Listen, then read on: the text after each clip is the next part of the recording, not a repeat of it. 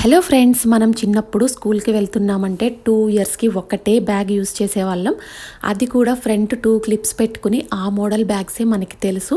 ఈ Tom and Jerry designs ఇలాంటివి అయితే అసలు మనకి ఏవి కూడా తెలీదు. ఇప్పుడున్న పిల్లలకి మనం యూస్ చేసిన లాంటి బ్యాగ్స్ కానీ మనం కొనిపించామంటే అసలు వాడతారా చెప్పండి? ఇంకెందుకు వాడతారు?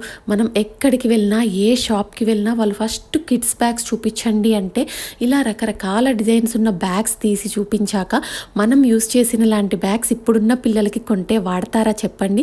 ఇంకా ఇప్పుడైతే Spider Man, Iron Man, Masha, PJ Masks, ఇంకా ఎన్నెన్ని రకాల డిజైన్స్ అండి. మనకి తెలియని కార్టూన్స్ ఎన్ని రకాలు ఉన్నాయో.